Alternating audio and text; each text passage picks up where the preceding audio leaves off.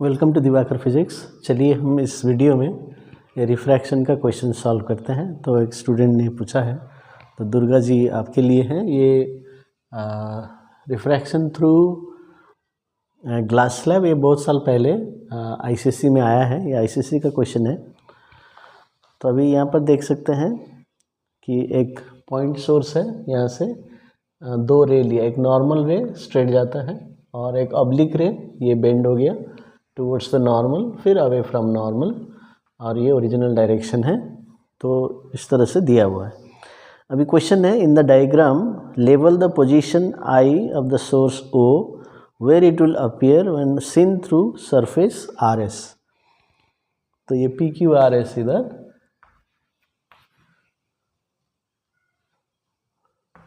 तो यहाँ से देखने से इसका इमेज कहाँ आएगा, ठीक है। तो अभी इमेज कैसे बनता है, जैसे लेंस के चैप्टर में हम पढ़ते हैं कि when two refracted rays meet actually or appear to meet, image is formed. तो वही प्रिंसिपल यहाँ भी लागू होता है। अभी ये दो लाइट रे इधर जा रहे हैं, ये कभी मिलेंगे नहीं, ये डाइवर्जिंग है। तो इसलिए क्या करना है, अभी हमें पीछे एक्सटेंड करना है। तो ये जो रे दिया है इसको एक्सटेंड करते हैं, तो एक्सटेंड करके यहाँ आ जाता है, और ये तो स्ट्रेट ही है ना। तो these two rays appear to meet here, तो ये इमेज यहाँ पर आएगा। तो देखिए ये पहला आंसर हो गया।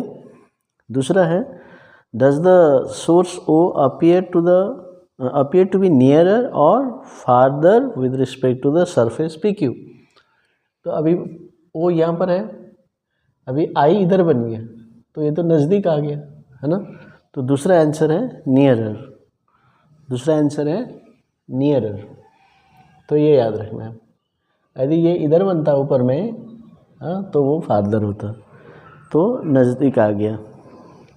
How does the shift depends on the thickness of P S or Q R of the slab.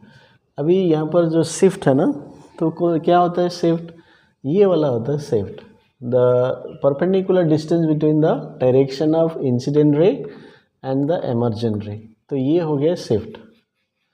अभी ये शिफ्ट बढ़ेगा या घटेगा थिकनेस के ऊपर कैसे डिपेंड करता है, तो ये लिखना है ना। और नेक्स्ट क्वेश्चन है, justify your answer with the help of diagram. तो इसलिए मैं ये डायग्राम इसके दिखा देता हूँ। तो अभी मान लीजिए ये पी एस थिकनेस बढ़ाना है घटाना है, कुछ नहीं बोला, तो हम घटा के भी ले सकते हैं बढ़ा के भी ले सकते हैं, ठीक है। तो अभी यहाँ यदि हम घटा के लेते हैं, तो मान लो ये एस डैश यहाँ है, आर डैश यहाँ है, तो ये इतना ही थिकनेस होता। तो क्या होता है, ये जो रे आएगा ना, ये जो रे है ये यहाँ से बेंड हो जाएगा ऐसे, ये इधर जाता है ये, और ये तो सीधा ही जाता है ना, नॉर्मल है। तो अभी ये जो रे है ये सरफेस यहाँ पर आ गया, इधर एयर है, अभी बेंडिंग यहीं से शुरू होगा।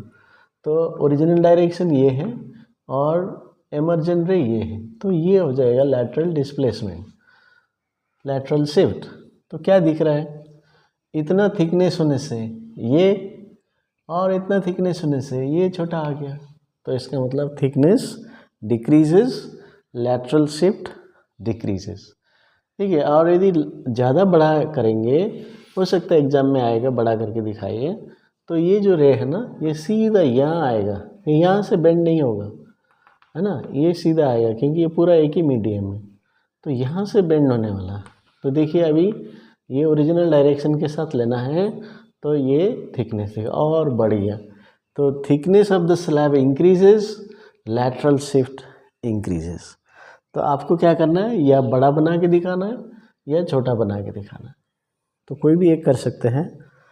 तो यहाँ क्वेश्चन के हिसाब से जस्ट थिकनेस लिखा है, तो बड़ा करके भी दिखा सकते हैं, छोटा करके भी दिखा सकते हैं।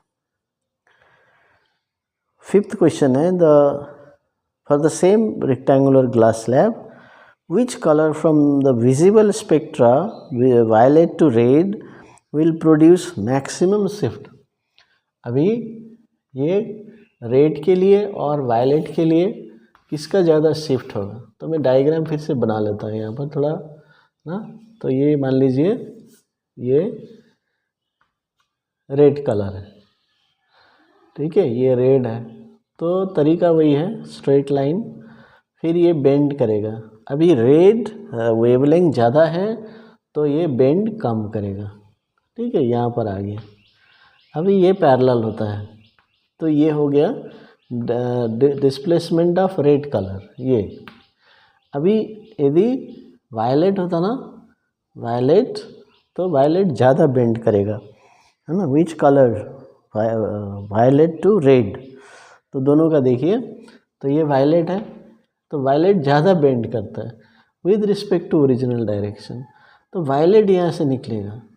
अब वायलेट तो यहीं से एंट्री कर रहा था तो यही ओरिजिनल डायरेक्शन है, तो यहाँ से ये हो गया डिस्प्लेसमेंट ऑफ वायलेट। तो कौन सा बड़ा दिख रहा है आपको, देखिए, तो डिस्प्लेसमेंट ऑफ वायलेट ज़्यादा है और रेड का कम है, तो रेड बेंड कम करता है तो डिस्प्लेस्ड कम होता है, वायलेट ज़्यादा बेंड करता है, कम वेवलेंथ है, इसलिए ज़्यादा डिस्प्लेस्ड करता है।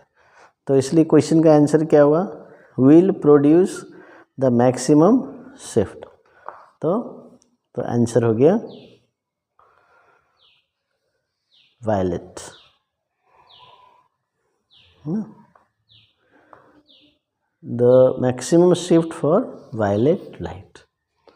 तो समझ में आ गया, तो ये याद रखना, VIBGYOR, तो R का मैक्सिमम वेवलेंथ होता है, मैक्सिमम स्पीड होता है, तो बेंडिंग लेस होता है, एंगल ऑफ डेविएशन कम होता है, तो ये याद रखें।